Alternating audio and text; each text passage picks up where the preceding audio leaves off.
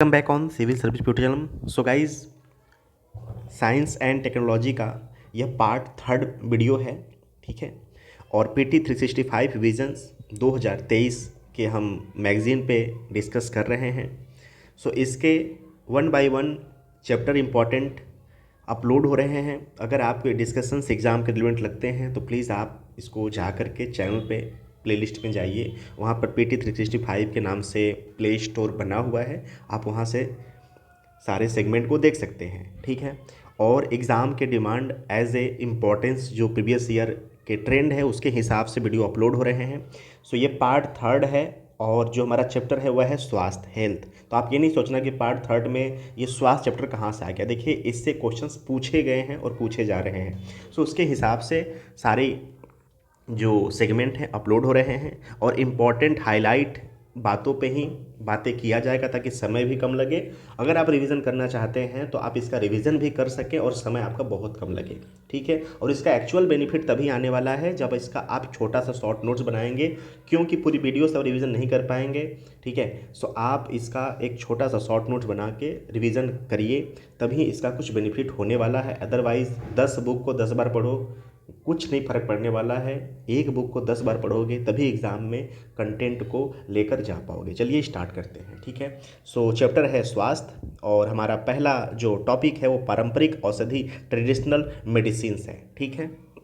सो ये क्या होता है पहले हम इसको देख लेते हैं, ठीक है। सो विश्व व्यापार संगठन के अनुसार पारंपरिक जो औषधि है विभिन्न संस्कृतियों के लिए स्वदेशी सिद्धांतों, आस्थाओं और अनुभवों पर आधारित ज्ञान, कौशल व चिकित्सा का कुल योग है। भले ही वे समझ के योग्य हो या नहीं, लेकिन स्वास्थ्य के रख रखाव में उनका उपयोग किया जाता है। साथ ही शारीरिक और मानसिक बीमारी के रोकथाम, निदान, सुधार, उपचार में भी उपयोग किया जाता है। तो यहाँ से हमने देखा कि पारंपरिक औषधि क्या होता है, ठीक है, क्लियर।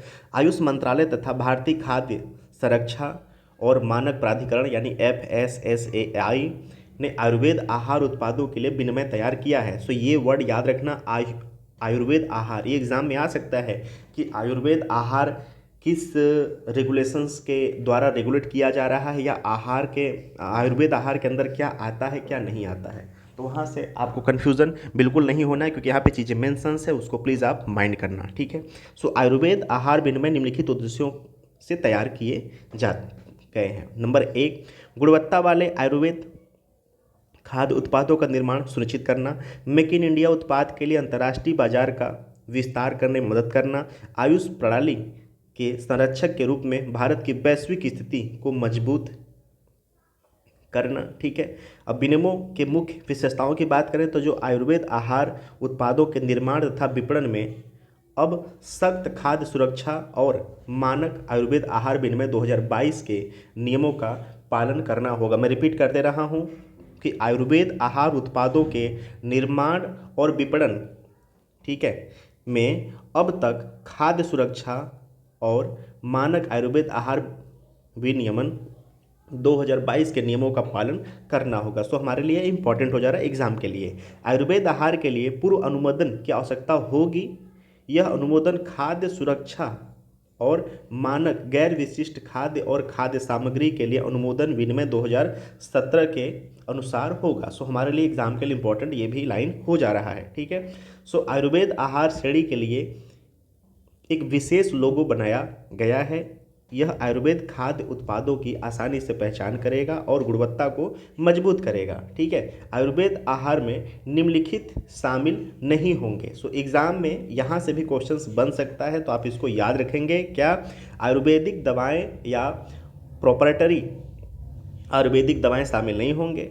औषधीय उत्पाद, सौंदर्य प्रसाधन, स्वापक या मनः प्रभावी पदार्थ या जड़ी बूटी। सो आई होप आप इसको याद रखेंगे, ठीक है।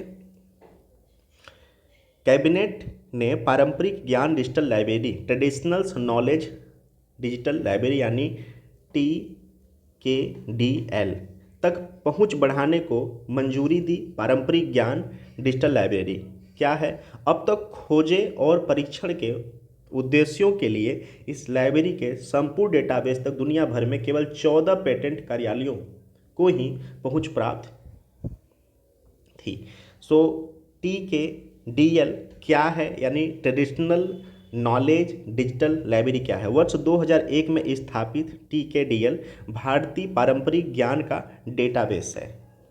ठीक है, पारंपरिक ज्ञान यह विश्व में अपनी तरह का पहला डेटाबेस है। इसे वैज्ञानिक और औषधिक अनुसंधान परिषद CSIR और आयुष मंत्रालय ने स्थापित किया है। सो आई होप आप यहाँ से टी के डी एल के बारे में जानें। इसमें आयुर्वेद, यूनानी, सिद्ध, सोवा, सिगपा और रोग से संबंधित जानकारियाँ 5 अंतर्राष्ट्रीय भाषाओं अंग्रेजी, जर्मन, फ्रेंच, जापानी, स्पेनिश में उपलब्ध है। यह पेटेंट के माध्यम से दुनिया भर में भारत के पारंपरिक औषधीय ज्ञान के दुरुपयोग को रोकने का प्रयास करती है।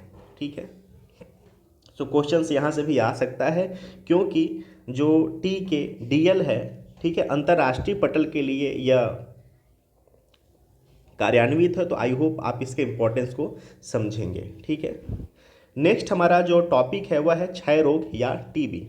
ठीक है, क्या है, हाल ही में विश्व स्वास्थ्य संगठन WHO ने क्षय रोग के लिए अंतर्राष्ट्रीय रणनीतिक योजना NSP पर मार्गदर्शक पत्र जारी किया है। ठीक है, क्षय रोग के लिए NSP एक महत्वपूर्ण दस्तावेज है। अब ये बात क्वेश्चंस में आ सकता है कि जो NSP है ये किसके द्वारा मार्गदर्शक पत्र है जो जारी किया जाएगा, या एक रणनीतिक मार्गदर्शन है, तो आप बताएंगे WHO।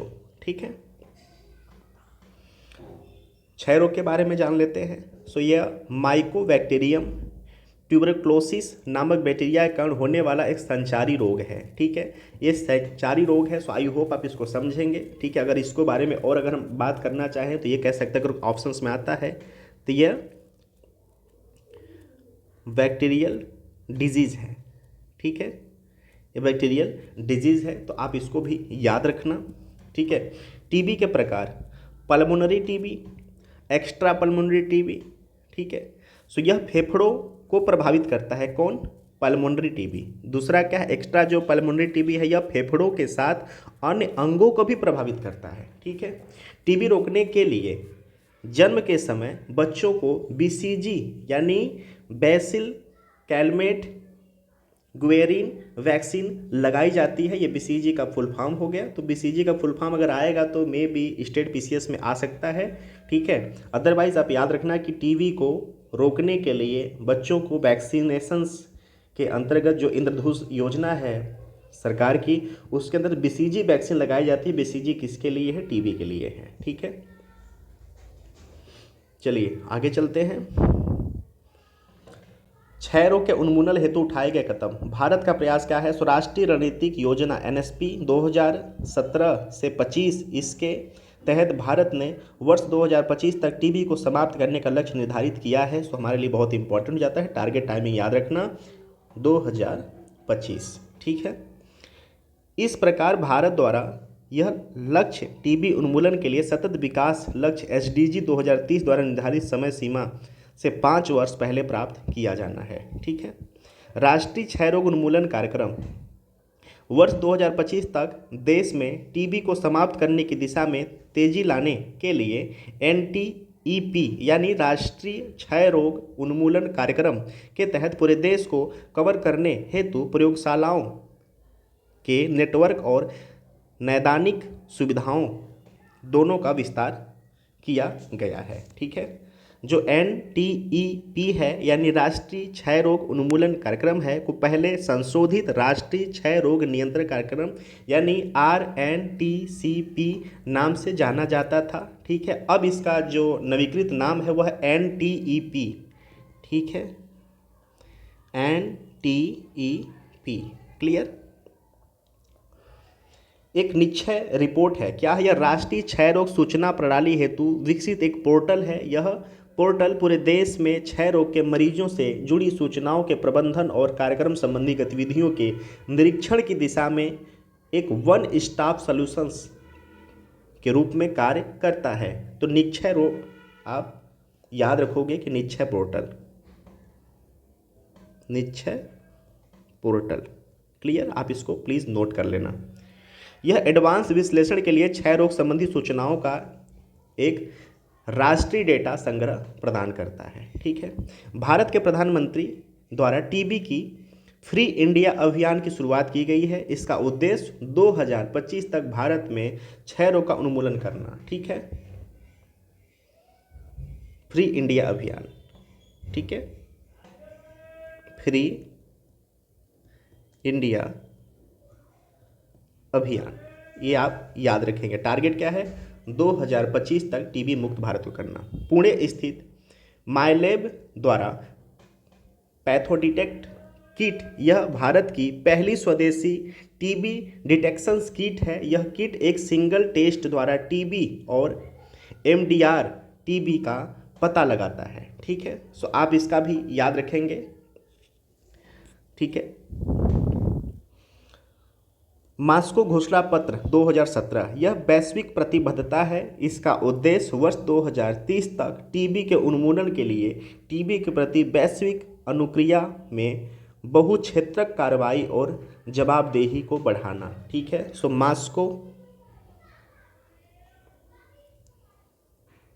घोषणा पत्र। आप सोचेंगे ना कि मैं लिख क्यों रहा हूँ। देखिए, मैं इसके इंपॉर्टेंस को बताना चाह रहा हूँ, क्योंकि आप जब प्रीवियस क्वेश्चन देखेंगे ना तो ऐसे क्वेश्चंस आए हुए हैं। सो ऐसे जो इंपॉर्टेंट कंटेंट है उसको प्लीज़ अपने पास जितना जल्दी हो सके 10 बार 12 बार रिवीजन करके अपने पास संग्रहित कर लीजिए, क्योंकि एग्जाम में किसी भी तरह से इसका इस्तेमाल हो सकता है और ये ज़्यादातर ना क्वेश्चंस एलिमिनेशन में भी काम आते हैं। ठीक है, ठीक है।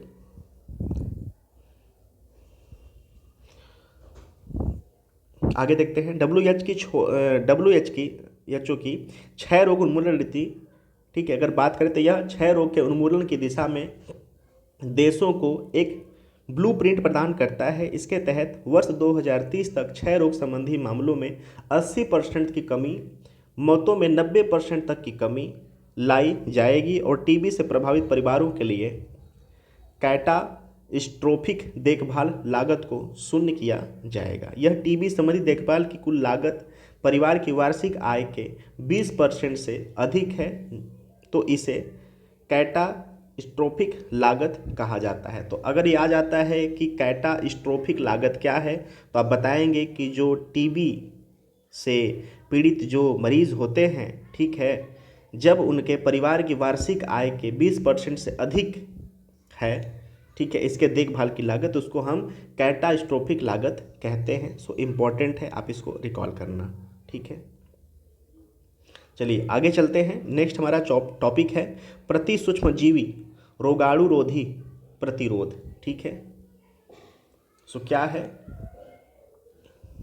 यानी इसको हम कहते हैं एंटी माइक्रोबियल रेसिस्टेंस, एमआर भी कहते हैं। तो ये शॉर्ट नाम एमआर याद रखना, क्योंकि इसका इस्तेमाल होगा, इसके बारे में देख लेते हैं। सो जो एंटी माइक्रोबियल रेसिस्टेंस है, एमआर क्या है? सो एमआर किसी सूक्ष्मजीव जैसे कि जीवाणु, कवक, विषाणु और कुछ परजीवियों की वह क्षमता है जिसके कारण यह किसी एंटी माइक्रोबियल औषधि जैसे कि antibiotics, anti fungal, antiviral, anti malarial और एंथेल्मिक को अपने विरुद्ध कार्य करने से प्रतिबद्ध करते हैं। सो आई होप आप इसको समझ गए कि एमआर क्या है।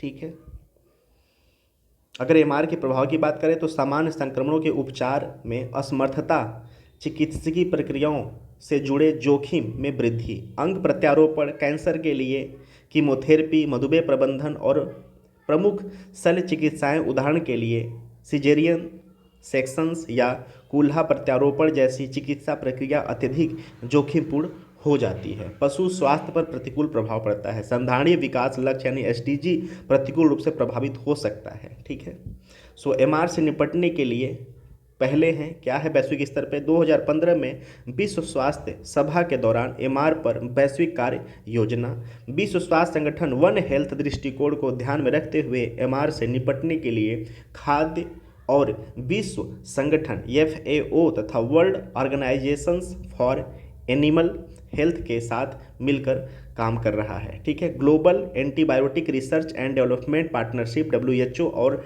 Drugs for neglected digital initiative की एक संयुक्त पहल है। भारत की अगर बात करें तो एमआर को रोकथाम के लिए राष्ट्रीय कार्यक्रम 2022-17 चलाया गया है। सो रोगाणु रोधी प्रतिरोध पर राष्ट्रीय कार्य योजना, एंटीबायोटिक दवाओं की ओवर द काउंटर बिक्री को हतोत्साहित करने के लिए रेड लाइन अभियान। सो ये रेड लाइन अभियान भी आप याद रखेंगे, ठीक है। सो आई होप सो कि आप इसके इंपॉर्टेंस को समझ गए। एक बार एमआर को हम दोबारा देख लेते हैं ताकि हमारे रिकॉल में आ जाए। सो एमआर किसी सूक्ष्मजीव जैसे कि जीवाणु, कवक, विषाणु, कुछ परजीवी की वह क्षमता होती है जिसके कारण कि वह किसी एंटीमाइक्रोबियल औषधि जैसे कि एंटीबायोटिक्स, एंटी फंगल, ठीक है। यानी कहने मतलब ये है कि जो एंटी माइक्रोबियल्स औषधि है वह औषधि होती है जो किसी डिजीज से लड़ने के लिए हमारे बॉडी में क्षमता पैदा करता है, हमारे बॉडी में वो इंजेक्ट किया जाता है, ठीक है, को अपने विरुद्ध कार्य करने से प्रतिबंधित करता है। यानी एमआर जो है किसी सूक्ष्मजीव जैसे जीवाणु, कवक, विषाणु और कुछ परजीवी के संपर्क में आने में, संक्रमित होने पर जो एंटी माइक्रोबियल औषधि है ये उतना इफेक्टिव नहीं होते हैं। सो उसके लिए भारत में और अंतर्राष्ट्रीय पहल पे जो योजनाएं, कार्यक्रम की जा रही हैं, हमने उसके बारे में जाना। सो आप इसके बारे में तरीके से एक छोटा सा शॉर्ट नोट्स बनाओ ताकि 1 से 2 बार आप चीज़ों को समझ लो। कहते हैं ना कि डॉक्टर कहते हैं कि आपके ऊपर वो दवा काम नहीं कर रही है, कोई भी डिजीज ऐसा कि दवा काम ही नहीं कर रही है, तो आप वहाँ से इसको लिंक करना कि हालांकि वो एमआर नहीं रहता है लेकिन एमआर की स्टडी से आप लिंक करना, एज एग्जाम्पल मैंने बताना चाहा, ठीक है, कि जब कोई बैक्टीरियल कुछ ऐसे इन्फेक्शंस किसी एंटीबायोटिक से नहीं ठीक होते हैं तो वो एमआर की स्टडी में आते हैं, ठीक है। चलिए, एमआर के कारण क्या हैं, ठीक है। सो खेती पशुपालन में प्रयुक्त पशु आहार में एंटीबायोटिक्स के मिश्रण का इस्तेमाल, ठीक है। खेतों, कारखानों और समुदायों द्वारा उत्पन्न अवशिष्ट, ठीक है, स्वच्छता और संक्रमण की रोकथाम और नियंत्रण के पर्याप्त उपाय, ज़रूरतों से अधिक दवाओं की सलाह दिया जाना, ठीक है। कहते हैं ना कि बहुत ज़्यादा एंटीबायोटिक मत खाइए किसी भी रोग का, नहीं तो पता चला आपके अंदर एक रेसिस्टेंस पैदा हो जाएगा जो कि आने वाले समय में फिर आपके ऊपर बॉडी पे कोई दवा प्रभावी नहीं होगा। अगर कोई आने वाले समय कोई संकट आता है तो आप वहाँ से एमआर को कनेक्ट करके समझ सकते हैं, ठीक है। और भारत की जो योजनाएं हैं आप इसको समझना, ठीक है। चलिए, आगे का हमारा नेक्स्ट जो सेगमेंट है सेल्फ एम्प्लीफायरिंग मैसेंजर आरएनए, ठीक है। सो आप इसको mRNA से जान सकते हैं, शॉर्ट में याद रखना, ठीक है ना।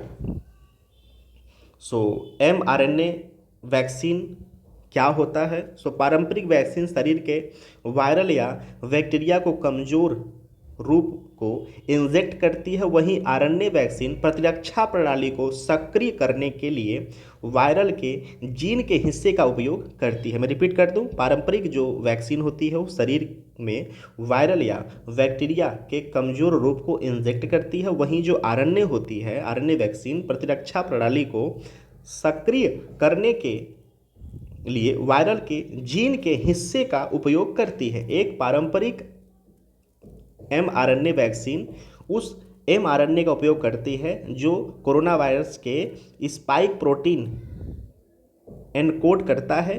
फाइजर और मॉडर्ना की वैक्सीन जो पारंपरिक mRNA वैक्सीन का उदाहरण है। सो आई होप कि आप ये मत समझना है कि कोरोना वायरस चला गया तो उसके कंटेंट पुराने हो गए। तो यहाँ से भी क्वेश्चन आ सकता है कि जो फाइजर और जो मॉडर्ना है वह वैक्सीन जो बनाए थे वो कौन सी वैक्सीन थी, डीएनए बेस्ड या आरएनए, तो वो mRNA वैक्सीन के उदाहरण हैं, ठीक है, क्योंकि यह स्पाइक प्रोटीन को एनकोड करके बॉडी में इंजेक्ट किया जा रहा था, ठीक है।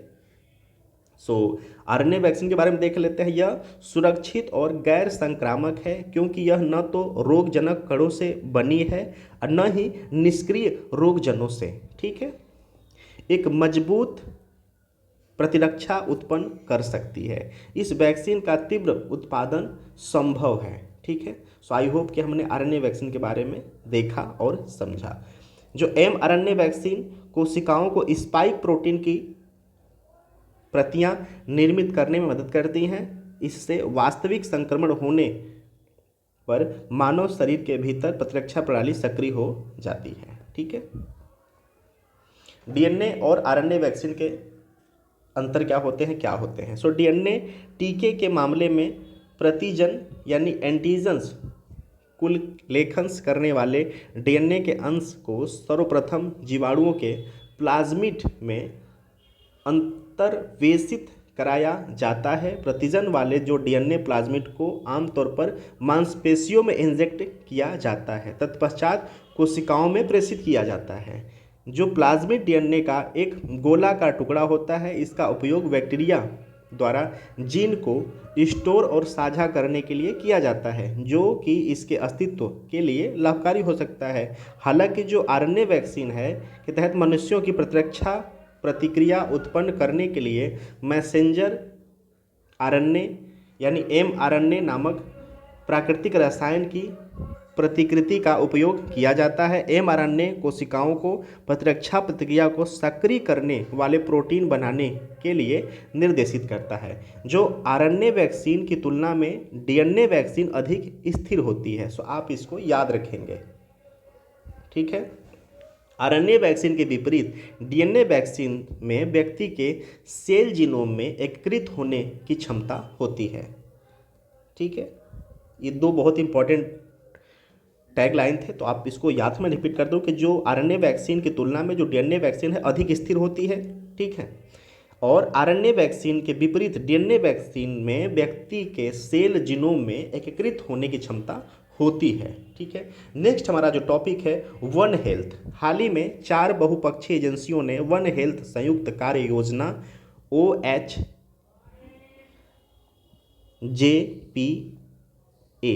2022-2026 की शुरुआत की है। सो क्या है यह कार्य योजना निम्नलिखित 4 संगठनों द्वारा शुरू किया गया है। कौन कौन से? संयुक्त राष्ट्र UN और FAO द्वारा। दूसरा क्या है? संयुक्त राष्ट्र पर्यावरण यानी UNEP के द्वारा। थर्ड क्या है? विश्व स्वास्थ्य संगठन WHO के द्वारा। और फोर्थ क्या है? विश्व पशु स्वास्थ्य संगठन यानी world organisations for animal health WOAH के द्वारा। ठीक है। सो आप इसको याद रखना कि जो वन हेल्थ है, ठीक है, 4 बहुपक्षीय एजेंसियों ने वन हेल्थ संयुक्त कार्य योजना OHJPA 2022-2026 की शुरुआत की है। इन 4 एजेंसियों का नाम आप याद रखना। ठीक है। पहला कौन सा है? UN और कृषि संगठन के द्वारा। दूसरा नंबर कौन सा है संगठन? UNEP। तीसरा संगठन विश्व स्वास्थ्य संगठन WHO। और चौथा कौन है? WOAH यानी world organisations for animal health. ठीक है। इनका लक्ष्य क्या है? सो वैश्विक, क्षेत्रीय और राष्ट्रीय स्तर पर स्वास्थ्य संबंधी चुनौती को कम करना। ठीक है। वन हेल्थ की बात करें तो मानव स्वास्थ्य के लिए, पर्यावरण के लिए और पशु स्वास्थ्य के लिए आप इनको तीनों से कनेक्ट कर सकते हैं। मानव स्वास्थ्य और पशु स्वास्थ्य एक दूसरे पर निर्भर हैं, साथ ही दोनों पर्यावरण पर निर्भर है। ठीक है। तो आप यहाँ से कनेक्ट करके इसको देख सकते हैं। अगर इसके बात करें कार्यान्वयन की, तो इस कार्य योजना को 2022 से 2026 तक की अवधि के लिए शुरू किया गया है। ठीक है। सो यहाँ से ये डायरेक्ट क्वेश्चंस उठ सकता है। सो आई होप इसको याद रखेंगे। ठीक है। वन वर्ल्ड वन हेल्थ की बात करें तो इसे 2007 में 12 सिफारिशों, ठीक है, मैनहट्टन प्रिंसिपल के साथ wild life conservation society WCS द्वारा शुरू किया गया था। यह महामारी संबंधी बीमारियों को रोकने और परितंत्र की अखंडता को बनाए रखने के लिए अधिक समग्र दृष्टिकोण अपनाने पर जोर देता है। ठीक है। So I hope one world one health आपको याद होना चाहिए। National framework for one health 2021, इसे FAO द्वारा शुरू किया गया है। इस वन हेल्थ दृष्टिकोण के कार्यान्वयन में आने वाली प्रणालीगत बाधाओं को दूर करने में मदद करता है। क्लियर। और जो यहाँ पे FAO है, यह है खाद्य और कृषि संगठन। ठीक है। वन हेल्थ जो प्रोजेक्ट है, इसके तहत पशुजन्य महत्वपूर्ण जीवाणु, विषाणु, परजीवी संक्रमण संबंधी रोगों की निगरानी की परिकल्पना की गई है। इसे जैव प्रौद्योगिकी विभाग द्वारा लॉन्च किया गया था। ठीक है, चलिए आगे चलते हैं। अब नेक्स्ट हमारा जो चैप्टर है वह टॉपिक है खाद्य सुरक्षा, फूड सेफ्टी। सो भारतीय खाद्य सुरक्षा और मानक प्राधिकरण यानी FSSAI ने राज्य खाद्य सुरक्षा सूचकांक, state food safety index FSSFSI state food safety index 2021-22 जारी की है। सो हमारे लिए इंपॉर्टेंट एग्जाम के लिए हो जाता है। सो क्या है यह, अगर इसमें बात करें कि जो SFSI को पहली बार 2018-19 में जारी किया गया था। ठीक है, इसे प्रत्येक वर्ष जारी किया जाता है। ठीक है, लक्ष्य की बात करें तो राज्यों और केंद्र शासित प्रदेशों को अपने अधिकार क्षेत्र में एक उचित खाद्य सुरक्षा परिस्थिति तंत्र स्थापित करने के लिए प्रोत्साहित करता है। तो ये भी आ सकता है कि इसका उद्देश्य क्या है योजना का। ठीक है, राज्य खाद्य सुरक्षा सूचकांक 2021-22 की अगर बात करें तो बड़े राज्यों में तमिलनाडु पहले नंबर पे है, इसके बाद गुजरात और महाराष्ट्र। आई होप आप इसके इंपॉर्टेंस को समझ रहे होंगे। छोटे राज्यों की बात करें तो पहले नंबर पे है गोवा। ठीक है, इसके बाद मणिपुर और सिक्किम। क्लियर। और केंद्र शासित प्रदेशों में जम्मू कश्मीर और पहले नंबर पे है, और इसके बाद दिल्ली और चंडीगढ़ है। मैं रिपीट कर रहा हूँ क्योंकि देखिए इंपॉर्टेंस है, 14 मई को यूपीपीसीसी पेपर है। सो आई होप आप इसके इंपॉर्टेंस को समझ रहे होंगे कि मैं क्या कहना चाह रहा हूँ। यहाँ से क्वेश्चंस आई होप सो कि उठने वाले हैं। जो स्टेट फूड सेफ्टी इंडेक्स है ना, पहली बार 2018-19 के बीच में जारी किया गया था। यह प्रत्येक वर्ष जारी हो रहा है। ठीक है, और इसमें राज्यों और केंद्र शासित प्रदेशों को अपने अधिकार क्षेत्र के एक उचित खाद्य सुरक्षा पारिस्थितिकी तंत्र स्थापित करने को प्रोत्साहित करता है। राज्य खाद्य सुरक्षा सूचकांक 2021-22 के अगर निष्कर्ष की बात करें तो किन राज्यों को क्या रैंकिंग मिली है, तो बड़े राज्यों में तमिलनाडु पहले नंबर पे है, इसके बाद गुजरात और महाराष्ट्र हैं फूड सेफ्टी के मामले में। छोटे राज्यों की बात करें तो गोवा पहले नंबर पे है, इसके बाद मणिपुर और सिक्किम है। और केंद्र शासित की बात करें तो जम्मू कश्मीर पहले नंबर पे है, इसके बाद दिल्ली और चंडीगढ़ का नाम है। ठीक है, FSSAI यानी भारतीय खाद्य सुरक्षा और मानक प्राधिकरण की बात कर लेते हैं। इसे स्वास्थ्य और परिवार कल्याण मंत्रालय के प्रशासनिक नियंत्रण के अधीन स्थापित किया गया है। इसका लक्ष्य मानव उपभोग के लिए सुरक्षित भोजन सुनिश्चित करने हेतु खाद्य पदार्थों के लिए विज्ञान आधारित मानकों का निर्धारण करना है। ठीक है, खाद्य सुरक्षा और मानक अधिनियम 2006 के तहत यह कानून लाया गया। FSSAI को सौंपे गए कार्य क्या है, सो प्रमाणन निकायों और प्रयोगशालाओं के एक्रेडिशंस यानी प्रत्यापन हेतु तंत्र दिशा निर्देश निर्धारित करना, केंद्र सरकार और राज्य सरकारों को वैज्ञानिक सलाह और तकनीकी सहायता प्रदान करना, खाद्य खपत जैविक जोखिम के मामले और उनकी व्यापकता, उभरते जोखिम की पहचान और रैपिड अलर्ट सिस्टम की शुरुआत के संबंध में डेटा एकत्र करना, भोजन स्वच्छता और पादप स्वच्छता मानकों के लिए अंतर्राष्ट्रीय तकनीकी मानकों के विकास में योगदान करना। ठीक है, सो आई होप हमने समझ लिया कि जो FSSAI है इसके टोटल कार्य क्या है और किन किन सेक्टर से काम करता है, किन मंत्रालय के अंतर्गत ये आ रहा है। ठीक है, नेक्स्ट हमारा जो चैप्टर है वह है ओरल रिहाइड्रेशन सॉल्यूशन, जिसको हम ORS के नाम से जानते हैं। ठीक है, सो हाल ही में डॉक्टर दिलीप महालनोबिस का निधन हो गया है, जिन्हें ओरल यानी रिहाइड्रेशन सॉल्यूशंस के विकास के लिए जाना जाता है।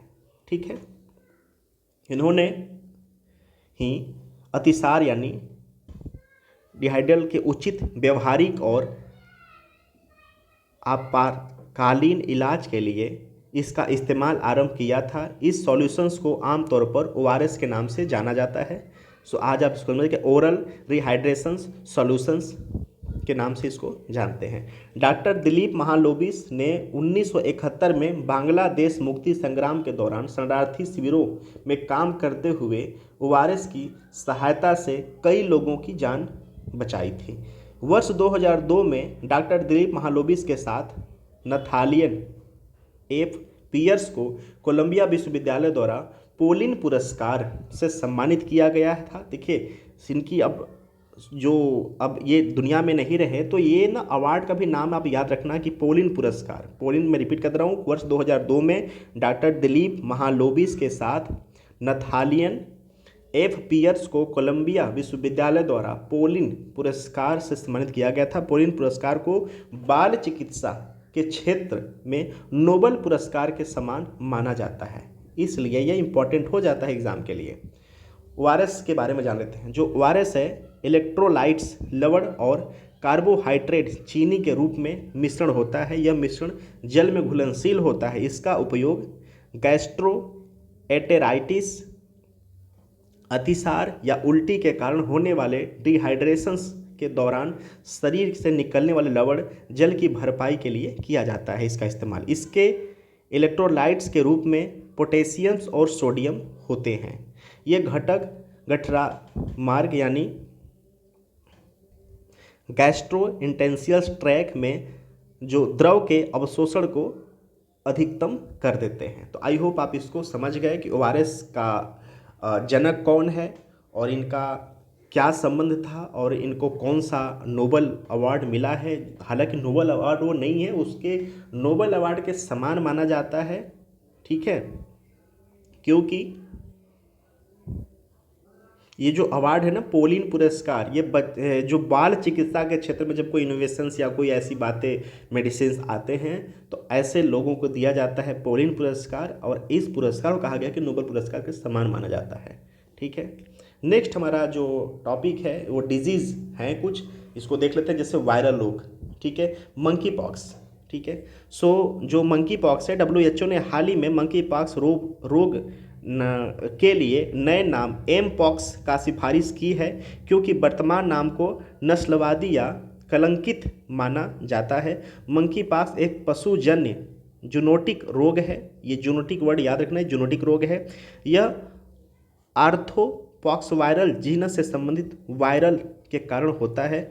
आर्थोपॉक्स वायरल जीनस में वेरियोला वायरस जो कि चेचक का कारण बनता है, वैक्सीनिया वायरल जो कि चेचक के टीके में प्रयुक्त, और काउपॉक्स वायरल आदि शामिल है। यह पहली बार वर्ष 1958 यानी 1958 में खोजा गया था। इसका व्यापक प्रसार मध्य और पश्चिम अफ्रीका के उष्णकटिबंधीय वर्षावनों के समीप हुआ है। इसका पशु से मानव में संचरण रक्त, शारीरिक तरल पदार्थ या संक्रमित जानवरों के त्वचित या स्वैष्मिक घावों के प्रत्यक्ष संपर्क में आने से होता है। सो मंकी पॉक्स समझ गए कि जानवरों से मनुष्यों में, ठीक है, आने का जो माध्यम क्या था, रक्त, शारीरिक तरल पदार्थ, संक्रमित जानवरों के त्वचीय या श्लैष्मिक घावों के प्रत्यक्ष संपर्क में आने से होता है। सो ये चर्चा में क्यों आया है कि जो मंकी पॉक्स है ना, अब उसका नाम एम पॉक्स रखा गया है, ठीक है। सो इसलिए चर्चा में बना हुआ है, ठीक है। मंकी पॉक्स जो संक्रमण है WHO के अंतर्राष्ट्रीय स्वास्थ्य विनिमय यानी IHR 2005 के तहत PHEIC की शर्तों को पूरा करता है, ठीक है। सो इसलिए WHO के दायरे में, और इसका नाम चेंज किया गया है। सो आई होप इसको आप याद रखेंगे, ठीक है।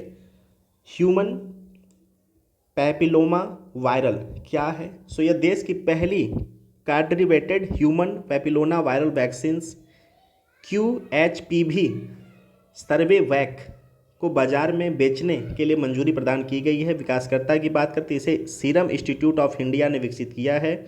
जो HPV है एक यौन संचारी वायरल है। यह सर्वाइकल कैंसर का कारण बन सकता है। सर्वाइकल कैंसर काफ़ी सीमा तक रोकथाम योग्य है। इसके बावजूद यह भारत में महिलाओं को होने वाला दूसरा सबसे आम कैंसर है। सर्वाइकल कैंसर को समाप्त किया जा सकता है। इसके लिए विश्व स्तर पर सभी लड़कियों को उनकी यौन अवस्था आरंभ होने से पहले HPV वैक्सीन देनी होगी, ठीक है। तो हमने देखा कि यह क्या है, और ये सीरम इंस्टीट्यूट ऑफ इंडिया ने इसका शुरुआत किया है, ठीक है। So quadrivalent human papilloma viral vaccines इसका नाम है, ठीक है। आगे चलते हैं। नेक्स्ट है मारबर्ग वायरल रोग। सो घाना में MVD यानी मारबर्ग वायरल रोग के पहले संदिग्ध मामले की सूचना दी गई है, ठीक है। सो आई होप कि उतना ज़्यादा इम्पॉर्टेंट एग्जाम नहीं है। यह इबोला वायरल के कुल से संबंधित है। ये हमारे लिए इम्पॉर्टेंट हो सकता है क्योंकि यहाँ से क्वेश्चन अगर बनेगा तो बन सकता है कि यह इबोला वायरल के कुल से संबंधित है। कौन? मारबर्ग वायरल रोग MVD। चलिए आगे चलते हैं। टोमेटो फ्लू क्या है? केरल, तमिलनाडु, हरियाणा और उड़ीसा राज्य में टोमेटो फ्लू के मामले दर्ज किए गए हैं। इसके प्रमुख लक्षण बुखार, जोड़ों में दर्द, शरीर पर लाल रंग के टमाटर जैसे चकत्ते आदि शामिल हैं। यह आमतौर पर 5 वर्ष से कम आयु के बच्चों, कमजोर प्रतिरक्षा वाले वयस्कों को प्रभावित कर रहा है। यह एक वायरल जनित रोग है, ये वर्ड याद रखना, ठीक है। इसमें कोविड-19 के समान लक्षण दिखाई देते हैं, लेकिन यह SARS-CoV-2 से संबंधित नहीं है। इस बीमारी के लिए अभी तक कोई विशेष उपचार या टीका नहीं बन पाया है। सो टोमेटो फ्लू आप याद रखेंगे। चलिए आगे चलते हैं। नेक्स्ट है हमारा एवियन इन्फ्लुएंजा या वर्ल्ड फ्लू। केंद्र सरकार ने एवियन इन्फ्लुएंजा के प्रकोप की जांच के लिए केरल में एक उच्च स्तरीय टीम को तैनात किया है। एवियन इन्फ्लुएंजा क्या है? तो यह एक वायरल और संक्रामक रोग है।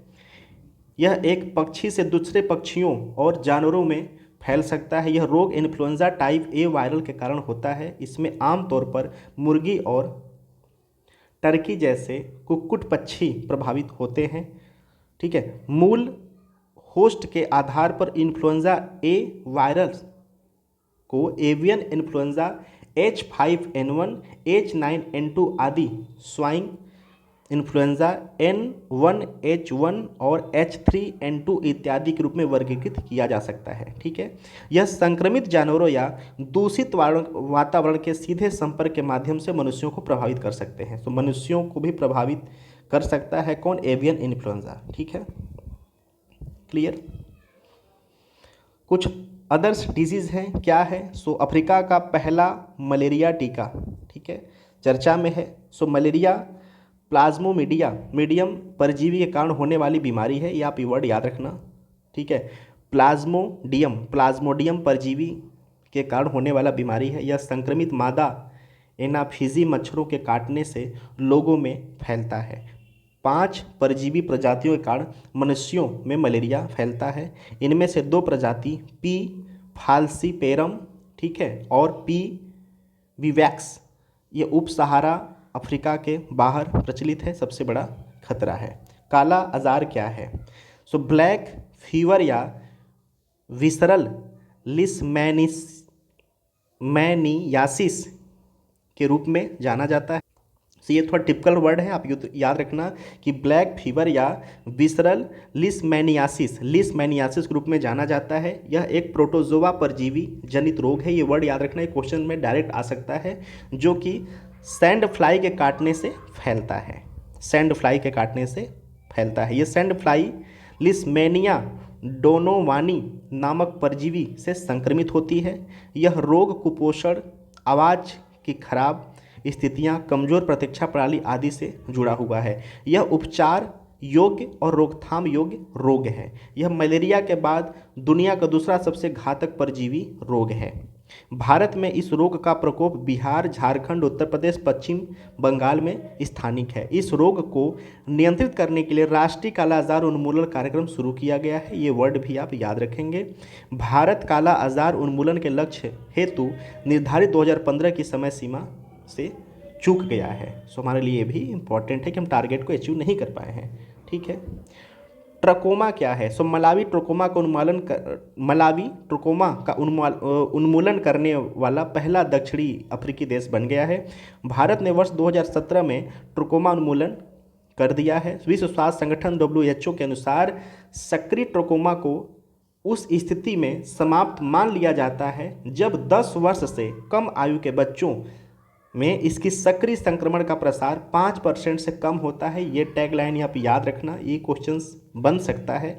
ट्रकोमा एक आँख का संक्रमण है। यह रोग क्लैमाइडिया ट्रैकोमेटिस नामक जीवाणु के कारण होता है। ये जीवाणु का नाम याद रखना कि क्लैमाइडिया ट्रैकोमेटिस नामक जीवाणु से होता है। यह एक संक्रामक रोग है। यह संक्रमित व्यक्ति की आंख, पलकों और नाक या गले के स्राव से संपर्क में आने पर फैलता है। यह लगभग 1.5 मिलियन लोगों के अंधापन या दृश्य हानि के लिए जिम्मेदार है। मधुमेह की बात कर लेते हैं। डायबिटीज़। अमेरिका और कनाडा के बाद भारत में मधुमेह की दवा से संक्रमण का पहला मामला सामने आया है। मधुमेह एक लंबी बीमारी है। यह तब होती है जब अग्नाशय पर्याप्त मात्रा में इंसुलिन नामक हार्मोन का उत्पादन नहीं करता। कारण प्लीज़ याद रखना कि जब अग्नाशय पर्याप्त मात्रा में इंसुलिन नामक हार्मोन का उत्पादन नहीं करता है और इंसुलिन रक्त में शर्करा की मात्रा को नियंत्रित करता है, तो जब उसका उत्पादन होगा नहीं और ये क्या करता है, जो शर्करा होता है हमारी बॉडी में उसको ये नियंत्रित करता है। टाइप 1 मधुमेह इंसुलिन पर निर्भर या किशोरावस्था में या बचपन से शुरू इसमें इंसुलिन का कम उत्पादन होता है। इसके लिए दैनिक रूप से इंसुलिन की आवश्यकता होती है। टाइप 2 मधुमेह जो होता है इंसुलिन पर निर्भर नहीं है, वयस्क आयु में शुरुआत होती है। शरीर द्वारा इंसुलिन के अप्रभावी उपयोग के परिणाम स्वरूप यह होता है। मधुमेह की ग्रसित 95% से अधिक लोगों को टाइप 2 का मधुमेह होता है। सिगेला जीवाणु। केरल सिगेला जीवाणु को प्रसार को रोकने का प्रयास कर रहा है। यह विश्व भर में जीवाणु जनित डायरिया का दूसरा प्रमुख कारण है। यह 5 वर्ष से कम आयु के बच्चों में मृत्यु का तीसरा प्रमुख कारण है। यह प्रदूषित भोजन या जल संक्रमित व्यक्ति के संपर्क के माध्यम से फैलता है। यह अधिकांश निम्न या मध्यम आय वाले देशों में स्थानीय महामारी के रूप में विद्यमान है। वर्तमान में सिलेलोसिस के विरुद्ध कोई टीका उपलब्ध नहीं है, तो ये भी आप याद रखेंगे। Sickle cell anaemia.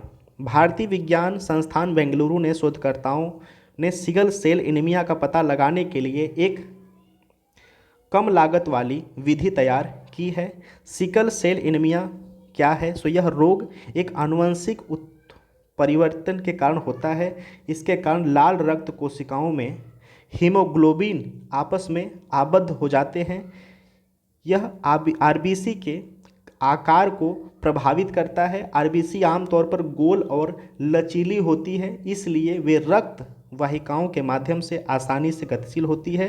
Sickle cell anaemia में कुछ आरबीसी सिकल अर्धचक्राकार हो जाती हैं और यह कठोर और चिपचिपी हो जाती हैं, जो रक्त प्रवाह को धीमा और अवरुद्ध कर सकती हैं।